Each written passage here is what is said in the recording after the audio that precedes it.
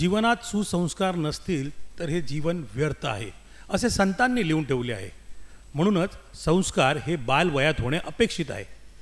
याकरिता सिद्धेश्वर श्री संत गुलाबबाबा संस्थान काटेलधाम तालुका संग्रामपूर जिल्हा बुलढाणा येथे बाल सुसंस्कार शिबिराचे आयोजन केले आहे. आपल्या पाल्यांनी चांगले संस्कार घ्यावेत या भावनेतून पालकांनी आपल्या पाल्याला महाराष्ट्रातील अनेक भागातून मोठ्या आनंदाने सहभाग नोंदवला आहे. या शिबिरात भाग घेऊन लहान बालमित्रांच्या चेहऱ्यावर उमटलेला आनंद, त्यांच्या डोळ्यात दिसणारी उत्सुकता आणि शिकण्याची ओढ हे दृश्य मनाला स्पर्श करून जाणारे होते. शिबिराच्या प्रत्येक क्षणी संस्कार, शिस्त आणि भक्ती याचा सुंदर संगम अनुभवायला मिळत आहे. वातावरणात अभंग, नामस्मरण आणि सकारात्मक ऊर्जा दरवळत होती. सर्वांच्या मनात एकच भाव होता की आपण संस्कारी व्हावं. हे शिबिर मुलांच्या उज्ज्वल भविष्यासाठी एक भक्कम पायाभरणी ठरणार आहे. हे सुसंस्कार शिबिर प्रत्येक वर्षी उन्हाळ्याच्या सुट्टीत श्री संत गुलाबबाबा संस्थान काटेलधाम या ठिकाणी आयोजित केले जाते. श्री संत गुलाबबाबांची कृपा लाभल्याने हे सुसंस्कार शिबिर अधिकच पावन आणि यशस्वी होत आहे.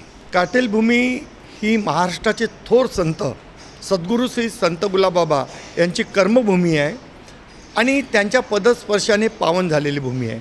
आज फार मोठं मंदिर आहे, पण मंदिराचं काम फक्त लोकांनी यावं, दर्शन घ्यावं, यात्रा भरवावी इथपर्यंत नसून संपूर्ण परिसरातील महाराष्ट्रातील जे लहान बालक आहेत त्यांच्यावर चांगले संस्कार करावे हा सुद्धा उद्देश आहे.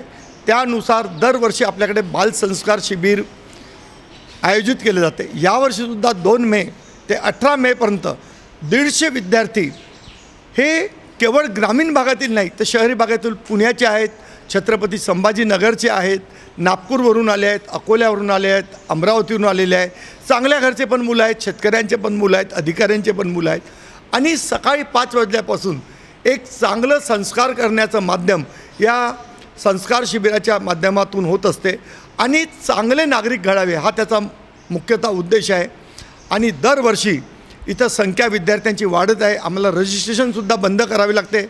तर ही आमच्या कार्याची पावती आहे आणि एकच सांगू इच्छितो का या देशाला चांगले नागरिक या श्री संत गुलाबबाबाच्या संस्कार शिबिरातून मिळो एवढी माझी इच्छा आहे. या बाबाजींच्या आश्रमामध्ये जे चालू असणारं जे शिबिर आहे या शिबिरामध्ये विद्यार्थ्यांना आम्ही संस्कृतचा पाठ, ज्यामध्ये भगवद्गीतेचा 12वा अध्याय आणि 15वा अध्याय होतो.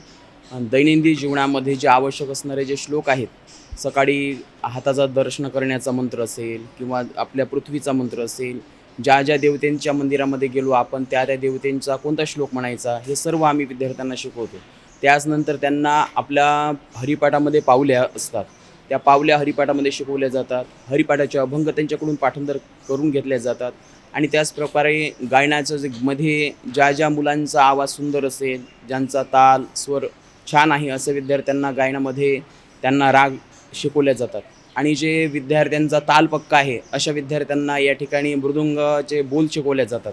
मग त्याकरता आम्ही सर्व महाराज मंडळींच्याकडे प्रत्येक एक व्यवस्था दिलेली आहे अशा प्रकारे. आणि मुलांचा बौद्ध म्हणजे त्याच्यानंतर जो क्रीडेचा विषय आहे तर फावल्या वेळेमध्ये म्हणजे ऊन थोडं कमी झाल्यानंतर त्यांना खेळासाठी सुद्धा आम्ही मोकळी ताक देत असतो.